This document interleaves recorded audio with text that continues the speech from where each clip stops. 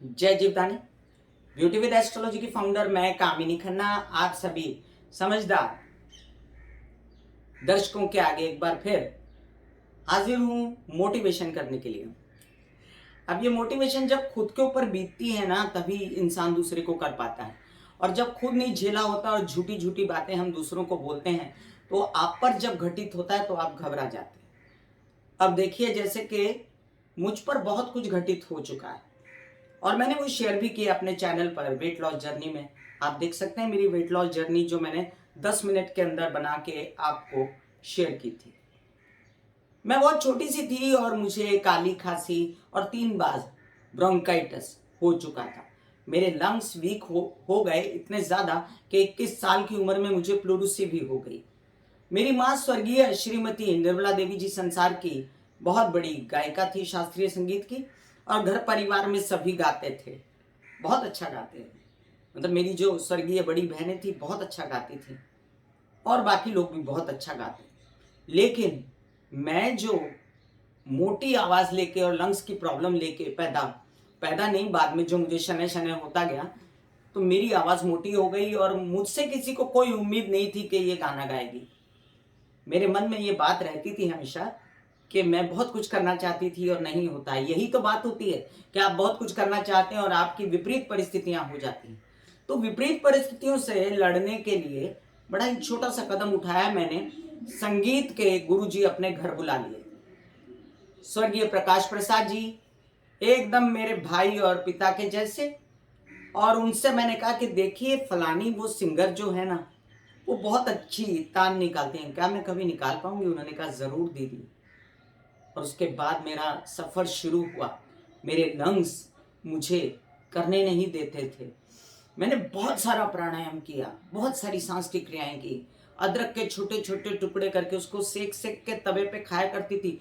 जो कोई संभव इलाज जो कोई बताता था अपने गले के लिए, लंग्स के लिए, वो किया करती थी। गर्म पानी में हल्दी, और इसके साथ साथ कई सारी ऐसी चीज़ें, भाप लेना और वॉक, एक्सरसाइज, मेडिटेशन, जो कि मैंने आपसे शेयर किया। और देखते देखते देखते मेरी आवाज़ जो है काली 2 के सुर से उस समय ऊपर लगना शुरू हो गई। बाद में तो मैं रेडियो में आरजे बनी और मेरी आवाज़ फिर नीचे आई काली 5 के सुर पे, क्योंकि बहुत ज़्यादा गले का यूज़ हो गया, आवाज़ का यूज़ हो गया। लेकिन मैंने अपनी, मैं कहूँगी कि कोशिशों से, मैं नहीं कह सकती कि मेरे साथ भगवान नहीं थे, मेरे साथ भगवान थे, हैं और रहेंगे। और हर उस इंसान के साथ कृष्ण जीवदानी रहती है जो कि कोशिश करता है। God helps those who help themselves. और देखते देखते आज मेरा कामिनी खन्ना म्यूजिक चैनल भी है।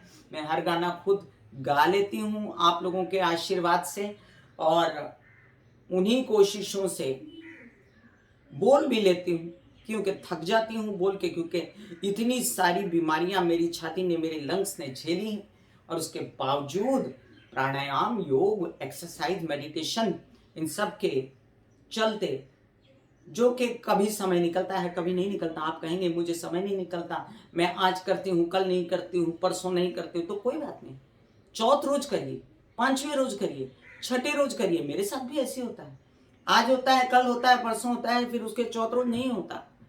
तो ये तो एक नॉर्मल प्रोसेस है जिसमें आपको बढ़ते जाना है, बहते जाना है। बस आपके अंदर ये होना चाहिए कि हाँ, मुझे ये काम पसंद है, मुझे ये काम करना है, तो मुझे इसके लिए कोशिशें करनी पड़ेंगी। कम वक्त में भले जो भी होता रहे, कोशिशें चलती रहें।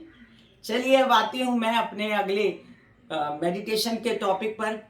मेडिटेशन करने जब बैठते हैं तो किसी को कृष्ण अच्छा लगता है, किसी को जीवदानी अच्छी लगती है, किसी को कोई और माँ अच्छी लगती है, किसी को हनुमान जी अच्छे लगते हैं, किसी को राम जी अच्छे लगते हैं, शंकर भगवान अच्छे लगते हैं, किसी को दूसरे धर्मों के लोगों को बहुत सारी दूसरी तरीके के प्यार है अपने अपने भगवान से, और बहुत ही शुभ बात है ये।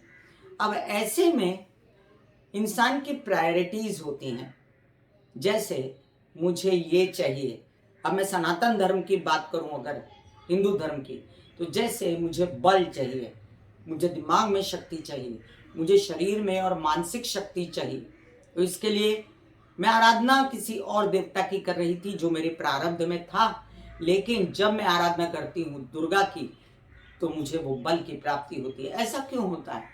ऐसा इसलिए होता है क्योंकि आपको जो चाहिए वो आप यूनिवर्स से मांगते रहते हैं। आप एक दिशा में जब एक बात को छोड़ते रहते हैं, इसीलिए मेडिटेशन की दिशा भी निश्चित करनी चाहिए, स्थान निश्चित करना चाहिए, कटोरी में पानी लेके बैठना चाहिए, आसन निश्चित करना चाहिए, काला नीला आसन चॉकलेटी नहीं लेना चाहिए, शुभ कलर लेने चाहिए और शुरू करना चाहिए मेडिटेशन और एक ही दिशा में अपनी इच्छाएं प्रेरित करनी चाहिए। अब बिना इच्छा के अगर आप करें तो बहुत ही अच्छी बात है, फिर तो कोई बात ही नहीं, लेकिन आपको चाहिए क्या पहले वो डिसाइड कीजिए और उसके हिसाब से आपके देवता भी निश्चित कीजिए। निश्चित करना बहुत जरूरी होता है। चलिए अब जानते हैं हम आज का वास्तु टिप। वास्तु टिप में जैसे अभी मैंने बताया कि आपको क्या चाहिए वो देवता आपके हैं, इसी तरीके से अगर मैं कहूं कि आपके लग्न क्या है, राशि क्या है, ये अगर आप सिर्फ जान लें और उसका कलर क्या है, आसमान में वो कैसे दिखता है, तो वो लग्न राशि के कलर के अनुसार आप अपने घर में चीजों को बढ़ा दीजिए। अब आप कहेंगे कि घर में तो 5 लोग हैं, किसकी किसकी लग्न राशि के अनुसार कौन कौन से कलर बढ़ा दिए जाएं? बिल्कुल सही जवाब दूंगी अब आपको इस बात का मैं। जिसके नाम घर होता है उस व्यक्ति के लग्न और राशि को देखना चाहिए, और राशि नहीं लग्न को देखना चाहिए, और उसके लग्न के अनुसार उसे जो कलर सूट करता है उसका कलर, उसके कुशन के कलर, उसके चद्दरों के कलर ज्यादातर। कभी कभी क्या होता है कि हमारे जो कलर हमें सूट करते हैं वो हमें अट्रैक्ट नहीं करते और दूसरा कोई कलर अट्रैक्ट करता है तो हम उठा ले आते हैं। ज्यादातर देखा गया है कि शनि की 7.5 में लोग काला ही खरीदते हैं, नीला ही खरीदते हैं। ऐसे भी होता है, ये आपके ग्रहों का असर है। लेकिन अपने ग्रहों के असर को मात देने के लिए ही तो कामनी खन्ना आपके साथ खड़ी है यहाँ पर, और कर्मों से मात दी जाती है। जैसा कि मेरा ये लल्ला कहते हैं, कृष्ण कहते हैं, इनकी थैरी से ऊपर किसी की थैरी नहीं, कि कर्म प्रधान विश्व करी राखा, जो जस करहि तस फल चाखा। जय जीवदानी बोलते हुए मैं कामिनी खन्ना अपनी बात को यहाँ पर विराम दूंगी। जीवदानी आप सबकी रक्षा करें। God bless you, take care and good bye.